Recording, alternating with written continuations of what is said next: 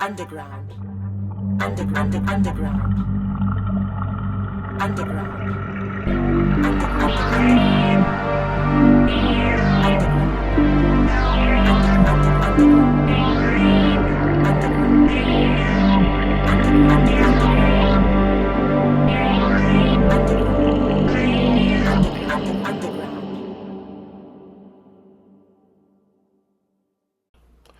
Greetings, surface dwellers. My name is Michael, and these are my chthonic musings. Today's video is the fourth and final part of the series on Dragonbane professions. We're concluding with mariner, merchant, scholar, and thief. I hope you enjoy it. You don't become a sailor, you are born one. If you feel the bedrock sway where you walk, you know you belong out on the waves. Is there anything sadder than seeing a born mariner wobble around on a solid ground? Frigga Sea Wife. Foaming waves and ships sailing fearlessly through dark waters are the domain and calling of the mariner. Some seafarers are forever sworn to the high seas. Others stick to rivers and lakes. But all of them have one thing in common: a symbiotic relationship with the element of water, often a specific lake, river, or bay.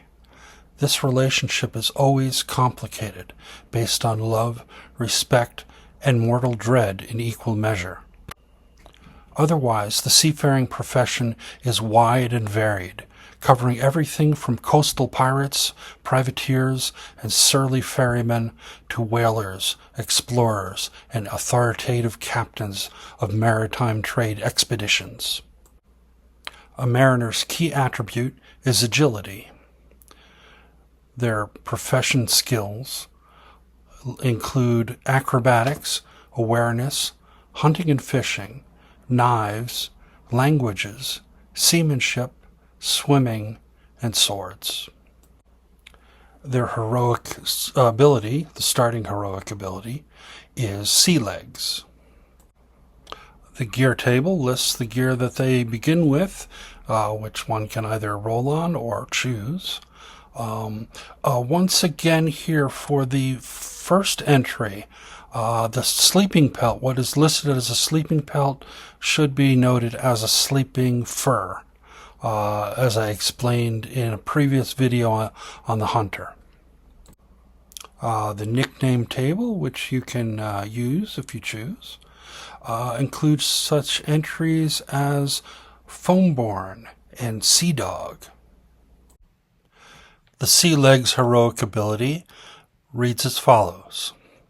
Requirement, which does not apply to mariners getting this at character generation, but would apply to anyone, any character adding this heroic ability after, during play.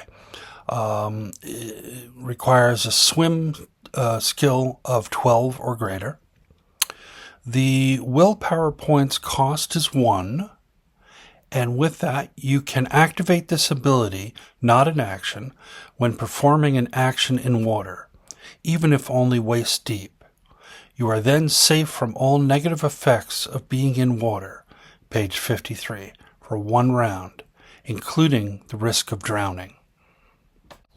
Yes, many believe that tradecraft is about selling this and that, but its factual fundament is spelled the principle of growth. Turning what you have into more. If you have understood this, not much else is needed to succeed as a merchant. Buldil Hale. Buying cheap and selling dear is the golden rule of merchants. No commodity is too commonplace, no deal too small or insignificant.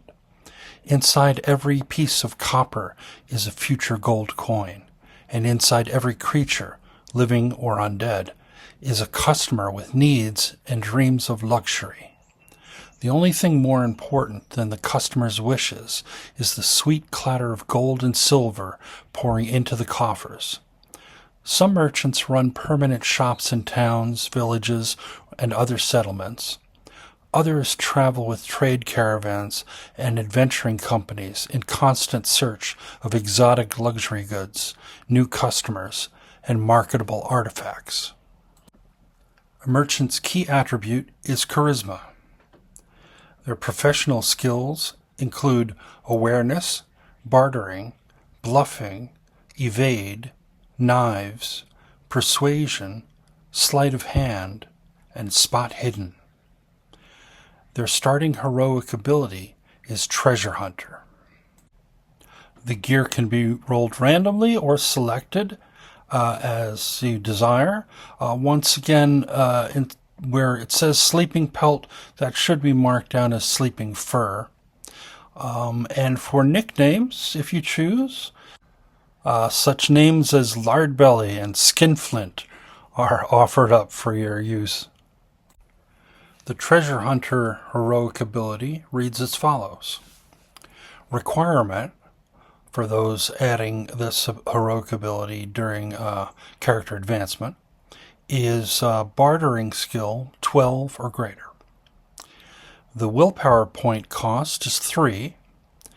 At a crossroads of some kind, you can activate this ability to learn the direction of the greatest treasures.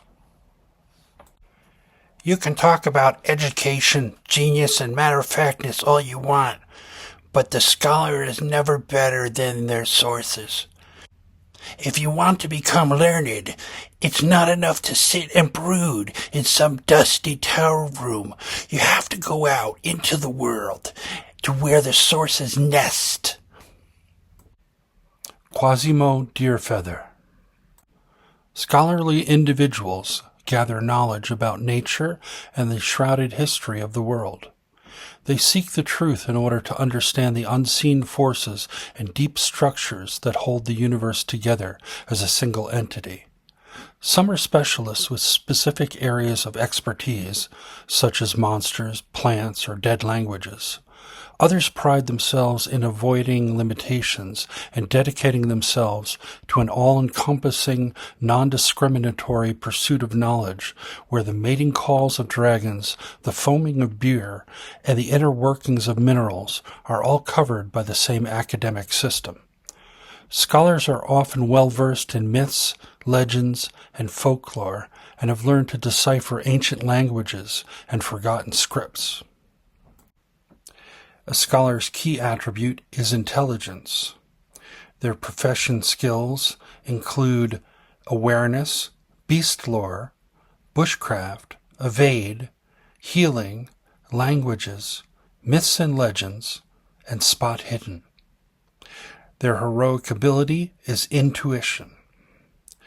The gear table, also, like all the other professions, has 3 entries which you can roll randomly or choose from. Once again, anywhere Sleeping Pelt is referenced, it should be changed to Sleeping Fur. And the table of nicknames, which you can use if you wish, includes such entries as Clear Mind and The Plump and Learned. The intuition heroic ability reads as follows. Requirement for those adding this heroic ability during character advancement is Myths and Legends skill 12 or better. Willpower point cost is 3. When faced with a difficult decision, you can activate this ability to ask a question directly to the GM and receive a helpful answer. The answer represents your vast general knowledge and should only aid your decision-making, not reveal everything there is to know. I'd say that there are many kinds of thieves. Burglars, pickpockets, charlatans, highwaymen, pirates, and so on. The only thing we have in common is probably a particular view of ownership. I mean this yours and mine thing. Viola Raveneye. Thieves see themselves as professional experts specialized in the acquisition of other people's property. It is a proud and surprisingly principled profession. They like to refer to solemn principles of honor and honesty among thieves, something that is often hard to take seriously for theft victims and other outsiders. Many thieves organize themselves into guilds. Others take pride in working independently and walk alone through the night and the shadows. Some are discreet specialists whose only method is guile, but the thief profession also includes brutal brigands who do not hesitate to use weapons to achieve their ends. A thief's key attribute is agility.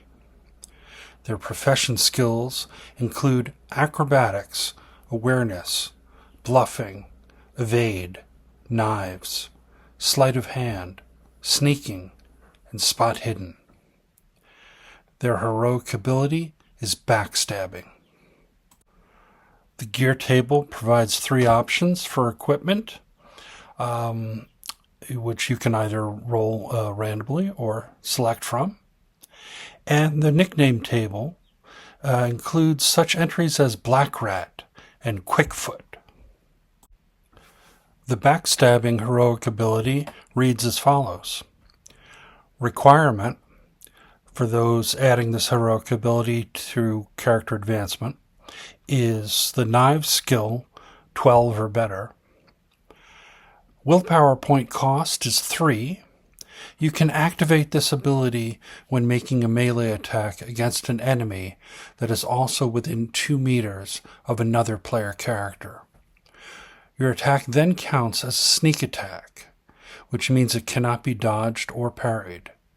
You get a boon to the roll, and the number of dice rolled for the damage is increased by 1, i.e. 2d8 instead of d8. This ability can only be used with a subtle weapon, page 74. Activating this ability does not count as an action. And so, until I resurface, may your successes be many and your failures be memorable.